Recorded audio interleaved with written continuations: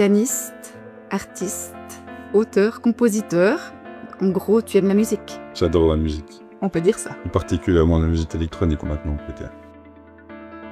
En fait, je rentrais en 3e année de bachelor à l'université. Je pense que mes parents auraient adoré que je finisse encore cette année. Et la musique commençait vraiment à plutôt bien marcher. Donc voilà, je me suis dit j'arrête parce que je sais que de toute façon, cette année-là, si je la faisais, je ne sais pas pourquoi est-ce que je l'aurais faite. Et que j'aimais tellement la musique que c'est ça que je veux faire dans ma vie. J'étais tellement sûr de moi que ça m'a semblé être... À ce moment-là, pour moi, c'était une évidence. Je pense qu'on ne peut pas faire ce métier si on n'est pas passionné. Parce qu'en fait, on va recevoir, encore une fois, tellement d'échecs et de choses difficiles à ce niveau-là. Et c'est des fois si peu gratifiant que il faut vraiment, vraiment aimer pour avoir cette envie et de toujours continuer et de... S'accrocher, quoi.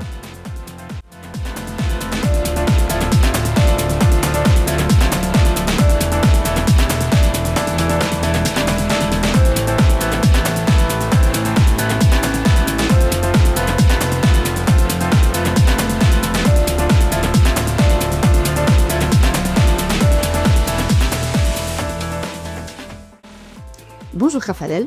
Bonjour. Bienvenue dans le podcast Cap sur la confiance. Sous la surface, aujourd'hui on va aller voir un petit peu, si tu es d'accord, ce qui s'est passé sous la surface dans ton parcours. Avec plaisir. Pour te présenter en quelques mots, tu es pianiste, artiste, auteur, compositeur. En gros, tu aimes la musique. J'adore la musique. On peut dire ça. Et particulièrement la musique électronique maintenant, peut-être. La musique électronique qui a un petit peu ouvert plein de portes, j'imagine. Ouais, plus d'une, mais ouais, tout à fait, ouais. Donc tu vas nous raconter un petit peu tout ça si tu es d'accord. Juste pour mettre un petit peu le contexte en place, tu as 25 ans. Je suis né 28. 28 ? Je te rajeunis. Et tu as réussi à faire déjà pas mal de choses qui pourraient, je pense, inspirer nos auditeurs. Donc moi, ce que je te propose, c'est de partir un petit peu de ces cartes que j'ai amenées pour toi. C'est des cartes de jeu qui sont inspirées du jeu Cap sur la confiance. Et puis tu vois que sur la carte, il y a un phare qui est un petit peu un des symboles de ce jeu Cap sur la confiance. Et je crois que c'est un de nos points communs. C'est un point commun, ouais. C'est ton nom d'artiste. Exactement, c'est le phare. Le phare. Ouais. Pour nos auditeurs, d'ailleurs, si on veut écouter un petit peu ce que tu fais, on te trouve sur Spotify. Partout. Partout. Ouais. Sous le nom Le Phare. En un mot et sans eux. Excellent. Et puis, tu peux raconter un peu d'où t'es venue cette idée de nom?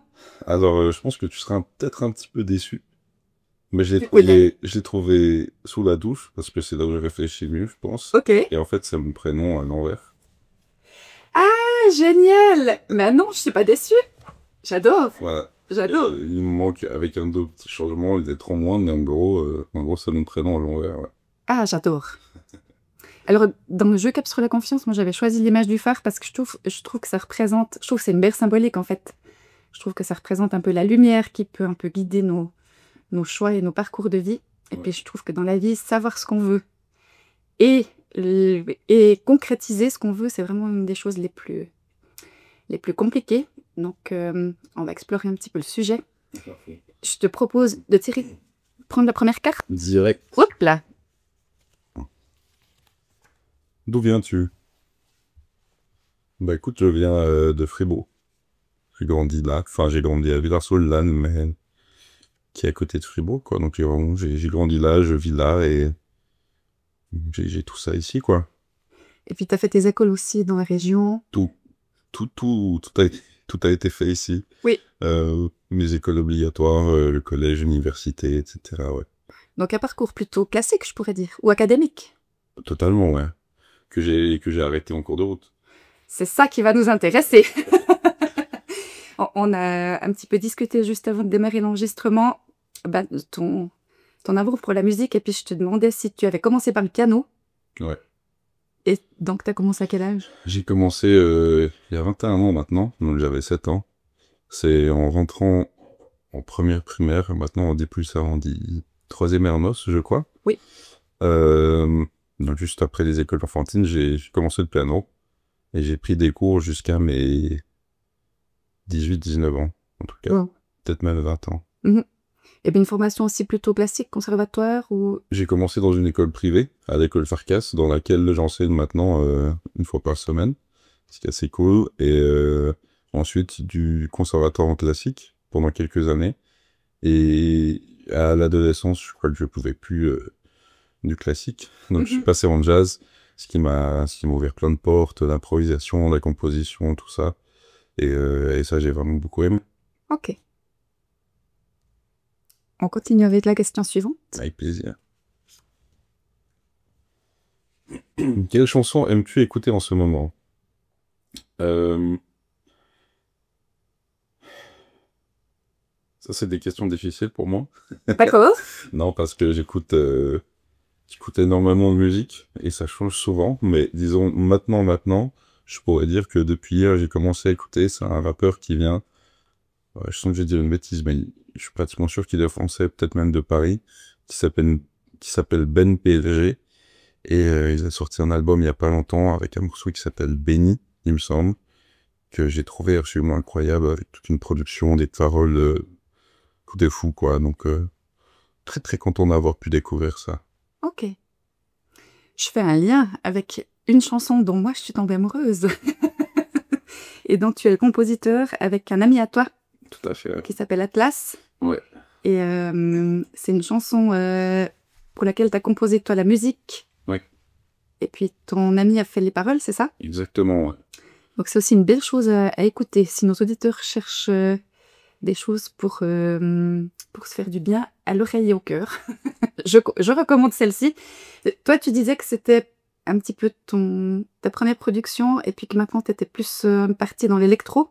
Tout à fait, ben ça c'est vraiment... C'est le tout premier morceau que j'ai composé seul et qu'on a sorti sous le nom Le Phare et avec Pablo qui a chanté, qui a rappé cette musique. C'est vraiment le premier morceau que j'ai sorti sous mon nom Le Phare et qu'on a pu composer à deux. Et maintenant, bah, c'est vrai qu'après, bon, petit à petit, il y a eu plein de différentes choses, différents parcours. J'ai rejoint des groupes de rap et ensuite je suis parti dans la musique électronique, ouais. Ok. Et alors, si on fait un petit zoom en arrière, tu disais en introduction que tu avais une formation plutôt académique et puis qu'à un moment donné, tu avais quitté les bancs de l'école, les bancs de l'université ou bien. Ouais. Oui. Et puis, qu'est-ce qui s'est passé à ce moment-là dans ta tête ou dans ta vie? Qu'est-ce qui t'a fait faire ce choix? Le temps. D'accord. Le temps, en fait, je rentrais en 3e année de bachelor à l'université. Je pense que mes parents auraient adoré que je finisse encore cette année. Mais entre la musique de manière générale, avec les concerts et les différents projets, en soi, le petit job que j'avais à côté quand même pour payer ce qu'il y avait à payer, et l'université, bon, bah, j'étais à plus de 200%, je pense. Donc, c'était plus trop possible pour moi de continuer de tout. Et la musique commençait vraiment plutôt bien à marcher. Donc voilà, je me suis dit j'arrête parce que je sais que de toute façon, cette année-là, si je la faisais, je sais pas pourquoi est-ce que je l'aurais faite. Et que j'aimais tellement la musique que c'est ça que je veux faire dans ma vie. Peu importe ce qui va se passer, quoi. Ok. Donc il m'a pris du temps quand même pour savoir que je veux y arrêter à ce point-là. Je pense bien quelques mois. Je sais que déjà vers quelque chose comme avril-mai, j'ai commencé à bien y penser, que je voulais y arrêter. Mais j'ai fini tous mes examens, j'ai réussi ma 2e année. Et en rentrant en 3e année, la première semaine de cours, j'y suis pas allé. Et le dimanche, juste avant de rentrer en 2e semaine de cours, je me rappelle, je me suis réveillé, j'étais vraiment pas très bien, j'étais triste. Je me suis dit, ah bon, bah voilà, demain je dois retourner. J'aurais plus le temps de faire de la musique, etc. Et bon, je me suis réveillé du coup avec un mauvais sentiment, un mauvais feeling. Et je suis allé faire de la musique pour me dire, bon, bah vas-y, je vais faire encore un peu de musique, c'est mon dernier jour, entre guillemets, de libre. Et c'est allé beaucoup mieux. Je me suis senti hyper bien. Et à ce moment-là, je me suis dit, mais c'est pas... Enfin, si c'est ça qui me fait sentir aussi bien et d'autres choses qui me fait sentir aussi mal, je sais pas pourquoi je fais de l'université, je sais pourquoi je fais de la musique. Et ça m'a fait être sûr de moi à 100% de vouloir arrêter l'université et de continuer dans la musique. Waouh. Bah, c'est une décision quand même qui se prend pas comme ça à la légère. Enfin, j'imagine que ça faisait un bout de temps que tu avais quand même un petit peu l'idée en tête ou... Ouais, des mois de réflexion, hein. Ouais. Et c'est vachement courageux. Ouais, il y a beaucoup de gens qui m'ont dit ça.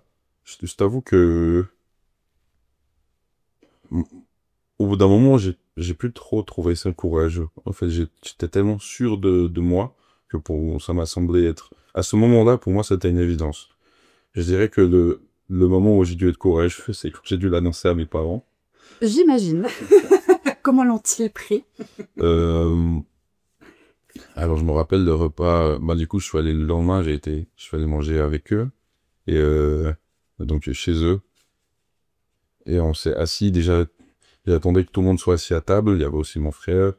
Et je sais pas pourquoi, ce soir-là, tout le monde faisait que de se lever pour aller chercher autre chose. Donc, ça prenait du temps à ce que tout le monde soit assis et qu'on commence. Moi, j'avais la boule au ventre. Aïe, aïe, aïe.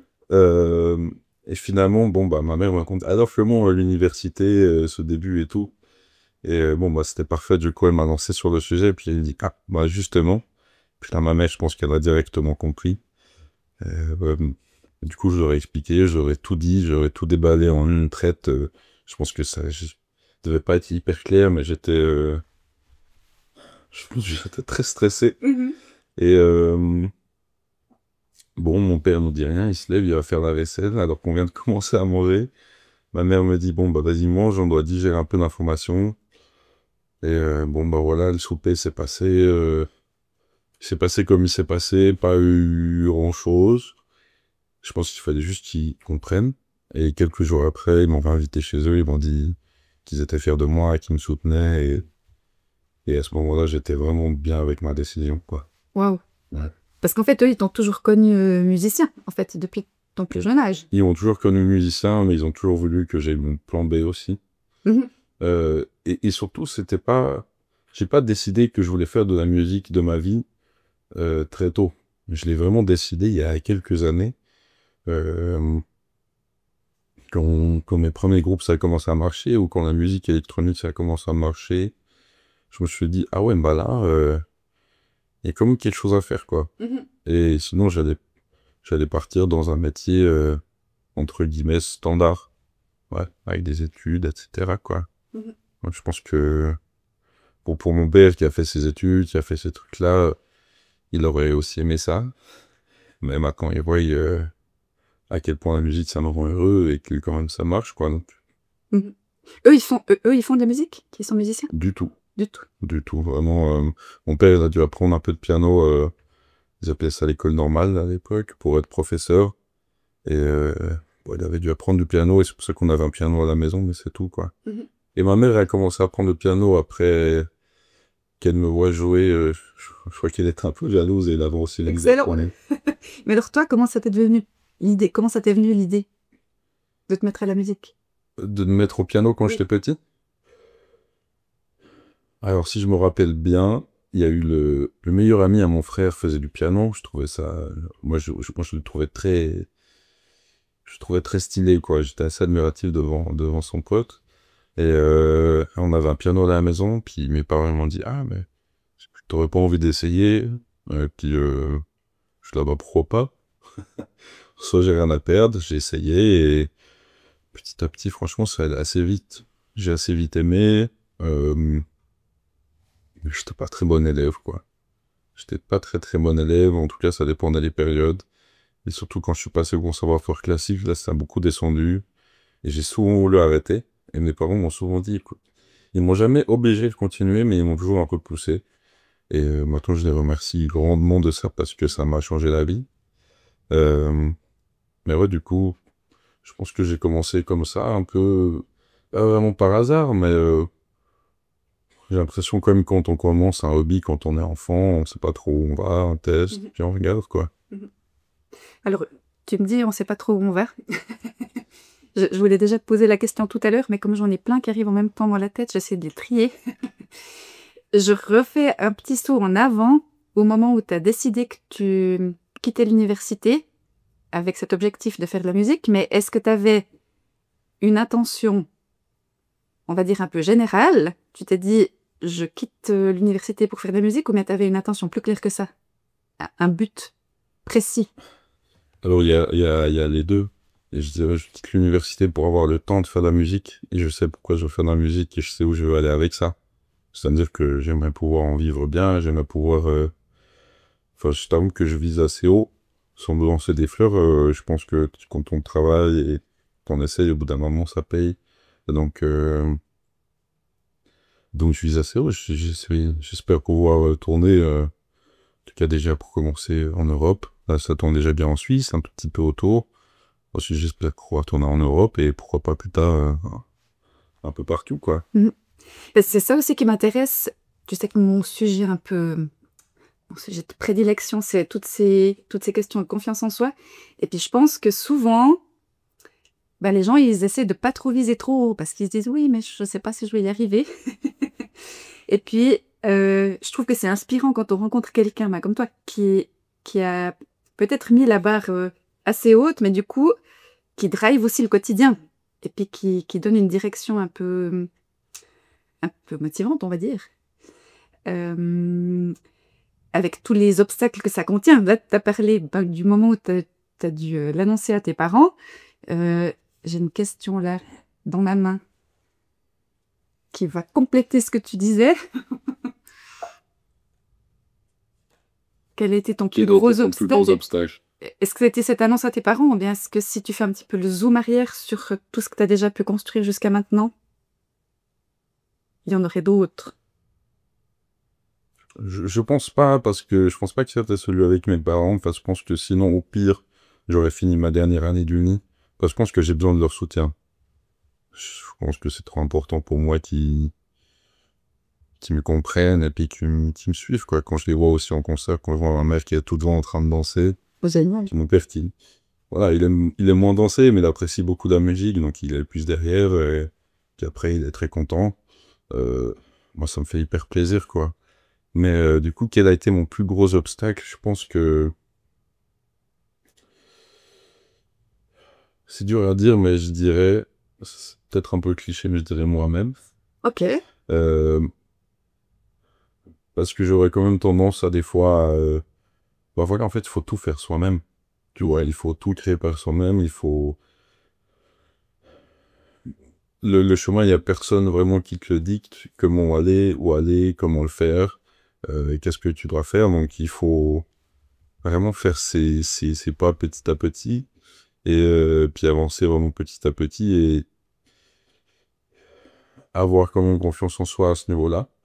Mais, ouais, je pense qu'il y a aussi plein de fois où... Et encore maintenant, encore aujourd'hui, je pense que je pourrais faire encore d'autres choses, je pourrais me faire évoluer là-dedans. Mais ça demande aussi beaucoup, beaucoup de travail et d'investissement personnel, donc on n'a pas toujours cette motivation-là, surtout, voilà, je serais plus ou moins toujours motivé à aller composer, à aller faire des concerts, mais après, il y a, disons que pour que ça fonctionne dans la musique, ça, je dirais que c'est 30%. Après, il y a tout le côté, business et promotion, etc., qui est obligatoire aujourd'hui et que je t'avoue, bon, moi, je l'aime pas du tout, je pense comme 95% des artistes. Et du coup, pour ce côté-là, il faut vraiment se bouger, quoi. Et je dirais que ça, c'est un peu... Ça, c'est un bon obstacle aussi.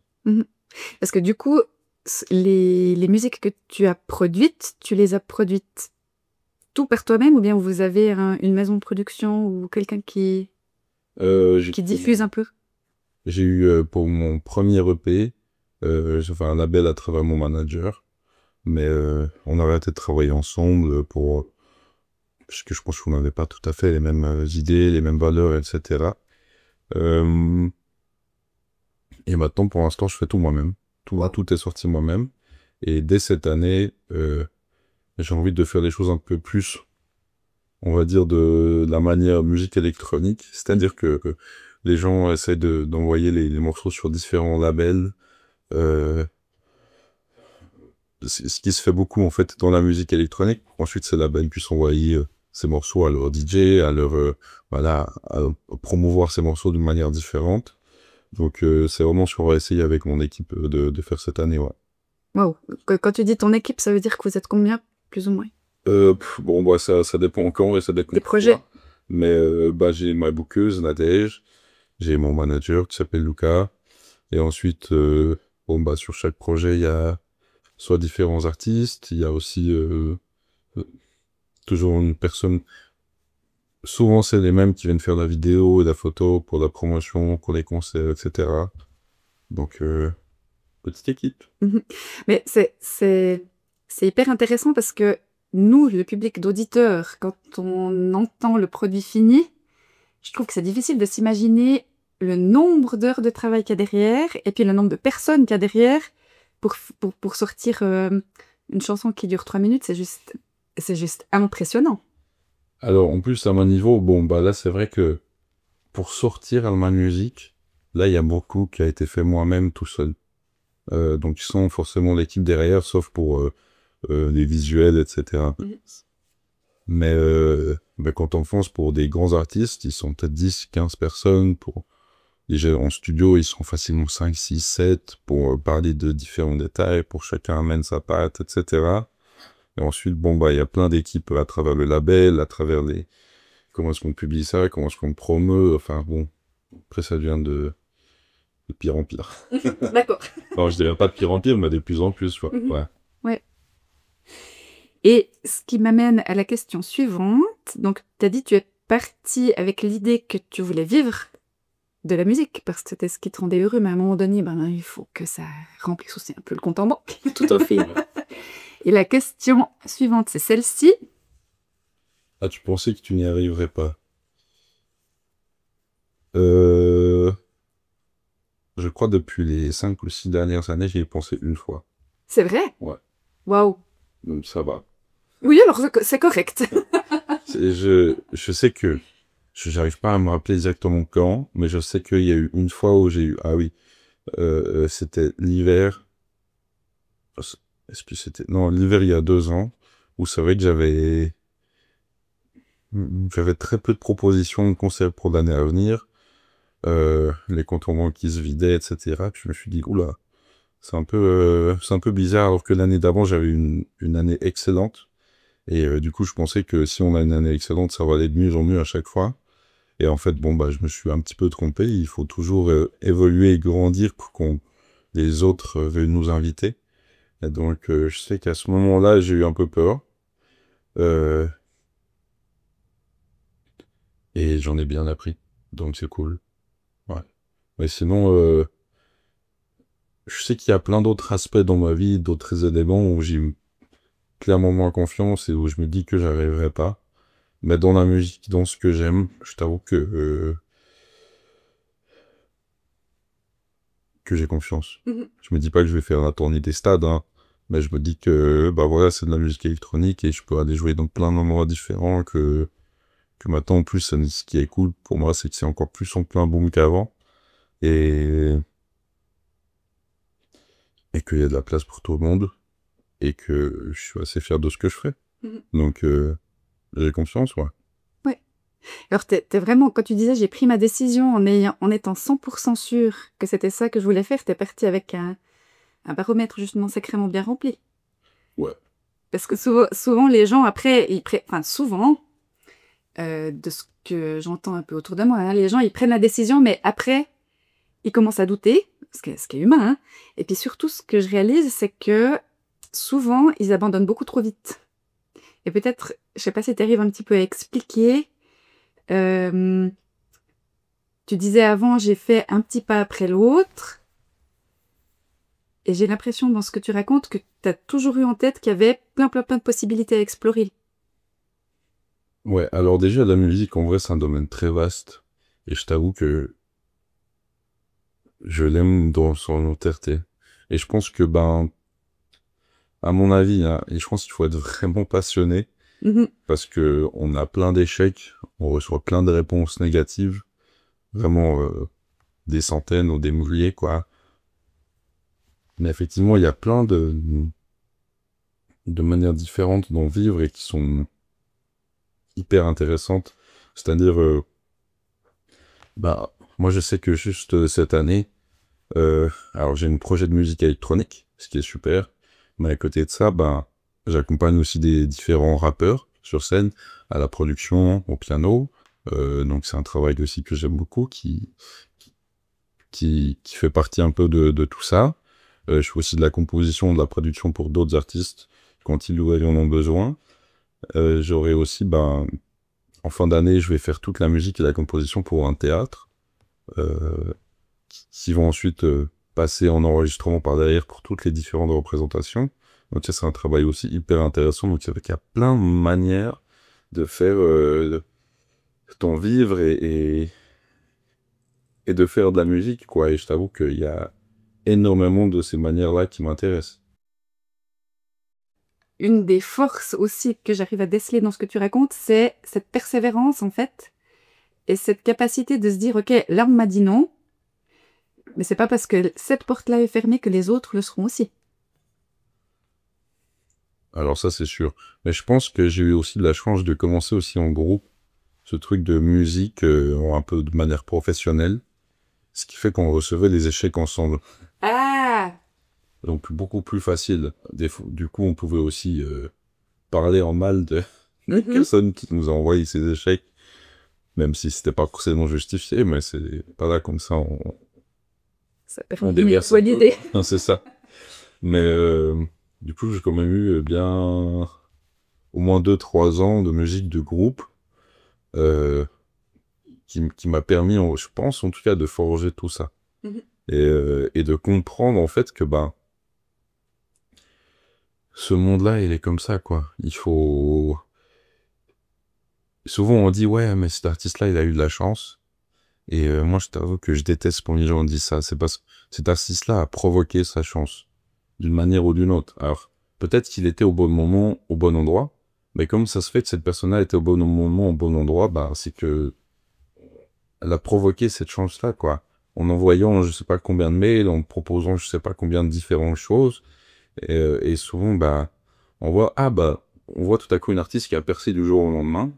En fait, elle a mis 10 ans pour percer du jour au lendemain.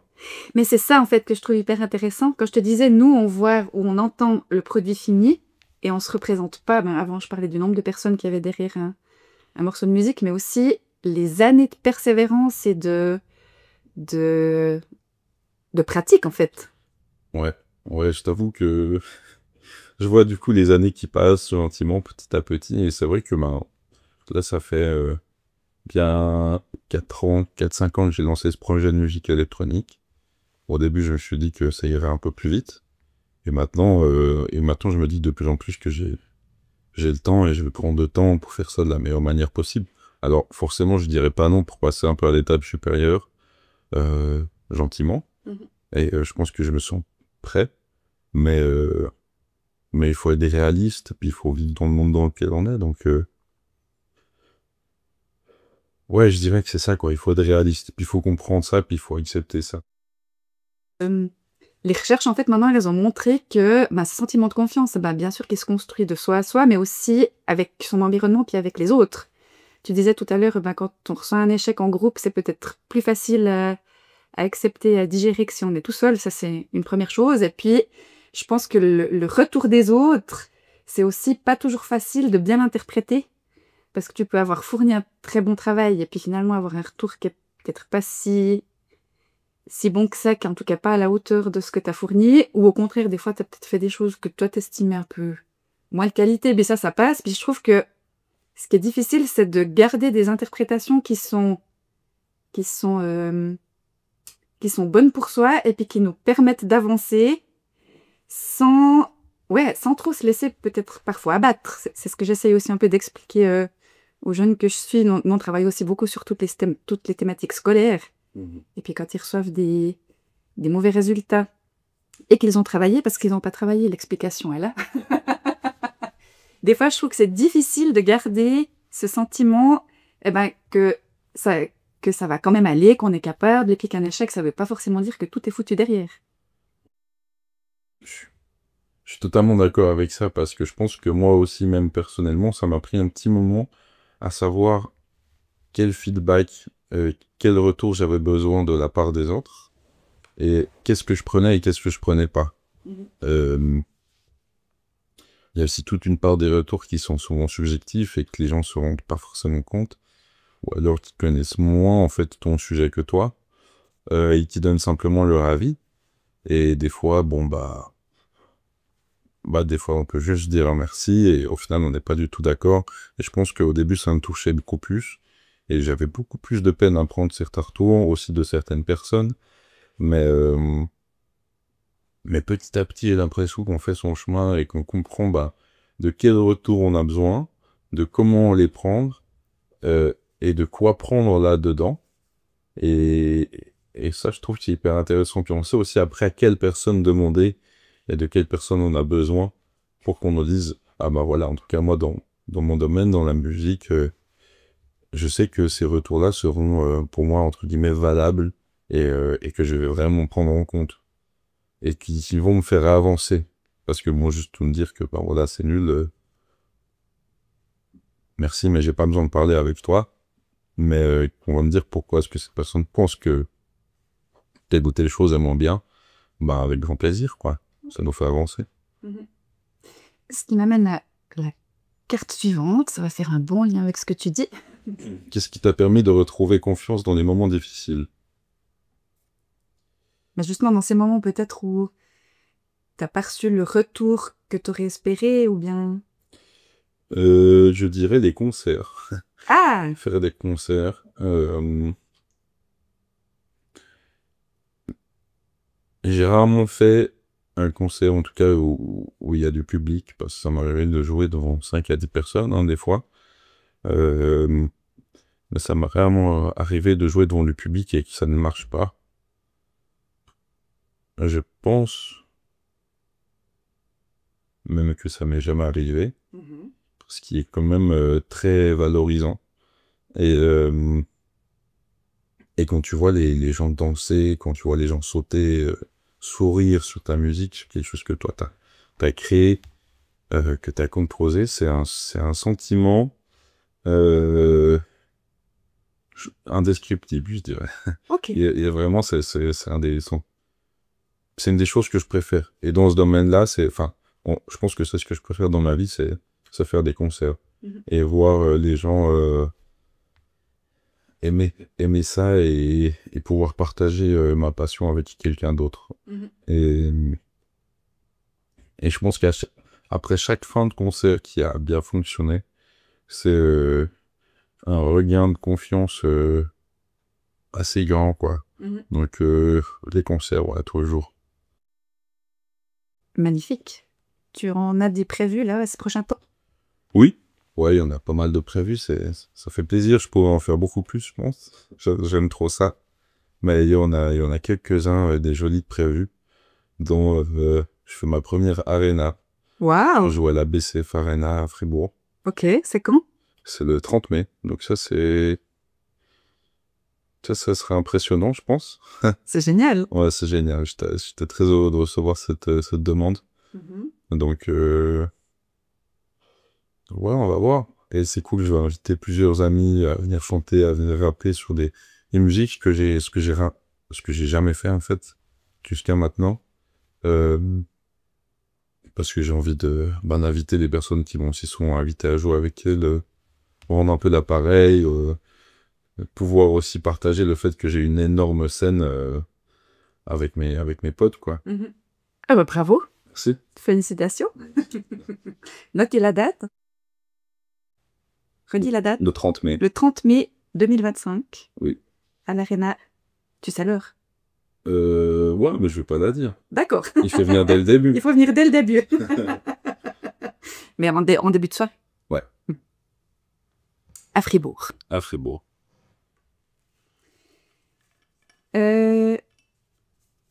On parlait de la confiance qui se construit aussi avec les autres, ou en étant entouré d'autres personnes. Tu as parlé de tes parents, tes amis, des groupes avec lesquels tu as joué.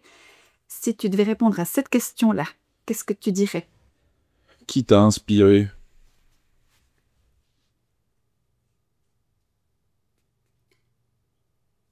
Question compliquée. Quand j'ai commencé tout ça, j'avais pas une personne ou deux ou trois. Je pense que j'ai toujours... depuis que je suis petit, j'ai écouté énormément de styles de musique différents. Donc je pense que c'est ça qui m'a beaucoup inspiré à travers le reggae, le rock, le jazz, le classique, au bout d'un moment le rap. La musique électronique, c'est venu que après que j'ai commencé à en composer.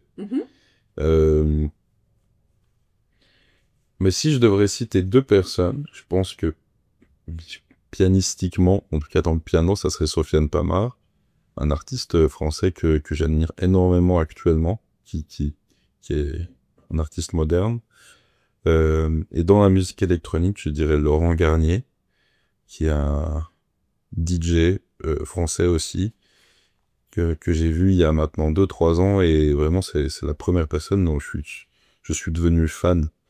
Et il nous a fait un DJ set il devait faire 2 ou 3 heures à la base, il a fini par faire 5 heures en pré, il me semble, d'affilée, et il nous a transportés dans différents univers. C'était quelque chose que j'avais jamais vu, jamais entendu, c'était exceptionnel, quoi.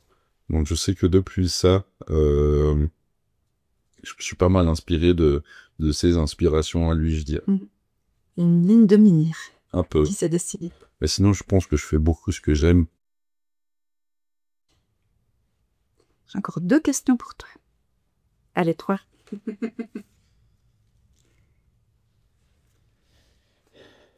Quelles qualités t'ont permis d'atteindre ton but? Ou en tout cas les buts que tu as déjà atteints jusqu'à maintenant, parce que tu as encore plein de beaux projets à venir, mais par rapport aux buts que tu as déjà réussi à atteindre maintenant, parce qu'il faut quand même le faire, d'arriver à vivre de sa musique à 28 ans, je pense que... En Suisse. En Suisse, Ça- plus. Vous savez que c'est ça le problème. 28 ans, en soi, il y en a beaucoup qui le font plus jeune que moi. Moi, je dirais, une des grandes que j'ai pour ça, c'est ma remise en question. Je vais beaucoup me remettre en question sur mon travail, sur qu'est-ce que je fais, sur comment je le fais. Donc ça, je pense que ça m'a beaucoup aidé, puis ça m'a permis justement de pas être démoralisé sur toutes les réponses négatives qu'on peut recevoir, sur les feedbacks négatifs, peu importe, tu vois. Donc toutes ces choses-là, ça me permet plus de me remettre en question plutôt que de m'enterrer. Et sinon, je sais pas si c'est une qualité, mais je dirais clairement le fait que je sois passionné, quoi. Mhm. Je Oui, pense je pense qu'on peut pas faire ce métier si on n'est pas passionné. Parce qu'en fait, on va recevoir, encore une fois, tellement d'échecs et de choses difficiles à ce niveau-là. Et c'est des fois si peu gratifiant que il faut vraiment aimer pour avoir cette envie et de toujours continuer et de s'accrocher. quoi. D'ailleurs, la plupart des artistes commencent par... Ils font de la musique, mais ils ont tout un job à côté. De quoi es-tu particulièrement fier? Bonne question. Je dirais de mon parcours jusque-là, de ce que j'ai réussi à accomplir tout seul. Ce qui a été quand même beaucoup de choses.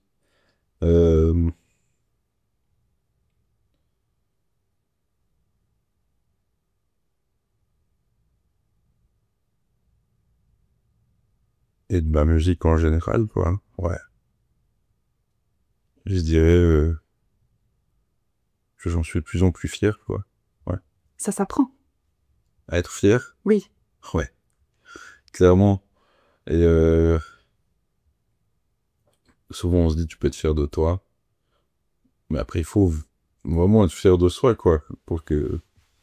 Faut le penser et tout. Et j'ai eu d'autres phases dans ma vie où j'étais fier de moi pour d'autres choses. C'est vrai que